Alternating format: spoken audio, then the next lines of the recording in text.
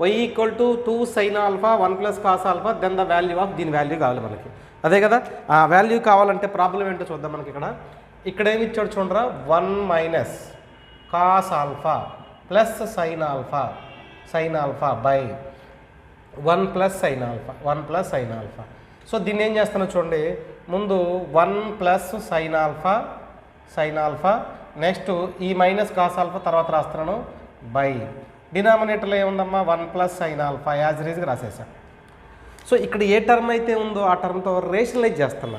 Rationalise అంటే ఇక్కడ ఏముంది, డినామినేటర్లో ఉన్నా చేయొచ్చు, న్యూమినేటర్లో ఉన్నా చేయొచ్చు. ఇక్కడ న్యూమినేటర్లో మైనస్ ఉంది కాబట్టి ప్లస్తో డినామినేటర్ అంటే ఏం రాద్దాం మనం, 1 plus sine alpha plus cos alpha by 1 plus sine alpha plus cos alpha rationalize చేశాను. రేషనలైజ్ చేస్తే చూడండి, ఇది ఏ మైనస్ బి అవుతుంది, ఇది ఏ ప్లస్ బి అవుతుంది.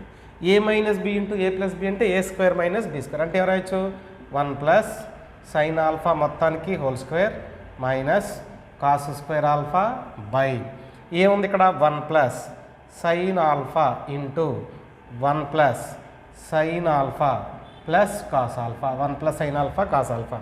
దీన్ని ఎక్స్పాండ్ చేయండి రా, 1 plus sine square alpha plus 2 sine alpha cos alpha plus ఎంత అవుతుందమ్మా ఇది కాస్ స్క్వేర్ ఆల్ఫా. ఇది ఏ మైనస్ బి, ఇది మైనస్ కాస్ స్క్వేర్ కదా, minus cos square alpha. Okay, denominator as is రాసేద్దాం. డినామినేటర్ యాజ్ రీజ్ రాస్తే ఏముంది మనకి 1 plus sine alpha into 1 plus sine alpha plus cos alpha 1 plus sine alpha cos alpha. ఇక్కడ చిన్న modification చేస్తాను చూడండి, 1 ప్లస్ ఈ సైన్ స్క్వేర్ ఆల్ఫా అలాగే ఉంచండి, 2 సైన్ ఆల్ఫా కాస్ ఆల్ఫా కూడా అలాగే ఉంచండి మైనస్.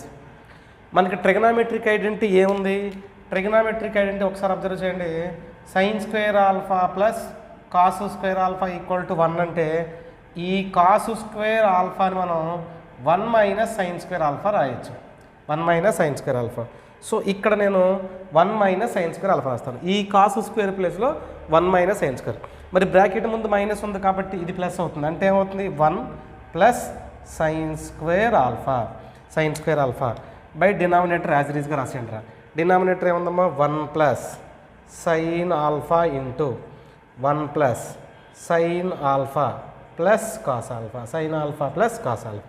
ఓకే రైట్, ఇప్పుడు చూద్దాం మనం ఈ 1 చూడండి ఒకసారి, ఈ -1 +1 క్యాన్సిల్, సైన్ స్క్వేర్ అంటే 2 సైన్ స్క్వేర్ రాద్దాం మనం, 2 సైన్ స్క్వేర్ ఆల్ఫా ప్లస్ ఇంకెంత ఉంది ఇక్కడ 2 సైన్ ఆల్ఫా ఇంటూ ఎంత cos alpha by 1 plus sine alpha into 1 plus sine alpha into cos alpha 1 plus sine alpha into cos alpha.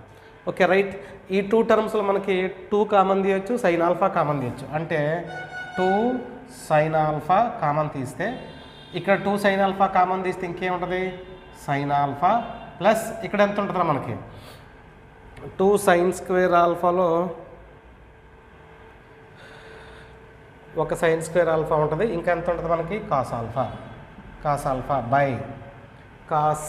By ఇంకెక్కడ mistake రాస్తున్నామా 2 sine alpha cos alpha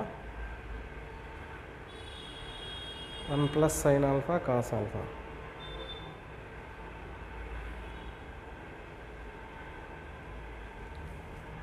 దీనిలో మనకు cos alpha ఎందుకు వచ్చింది రాదు కదా, అంతేనా. చూడండి a plus B whole square అంటే a square b square 2ab అంటే 2 ఇంటూ 1 సైన్ ఆల్ఫా అంటే మనకి దీంట్లో కాస్ ఆల్ఫానే రాదు. కాస్ ఆల్ఫా రాదు అంటే ఏమొచ్చింది మనకి +1. నెక్స్ట్ ఇక్కడ ఎంత ఉంది 1 plus sine alpha into 1 plus sine alpha into cos alpha 1 plus sine alpha into class. జాగ్రత్తగా అబ్జర్వ్ చేయండి, ఈ టర్మ్ క్యాన్సిల్ చేస్తాం, మనకి మిగిలింది ఎంత 2 into sine alpha by 1 plus sine alpha into cos alpha that is equal to ఈ మొత్తాన్ని ఏమనుకోవచ్చు మనం y.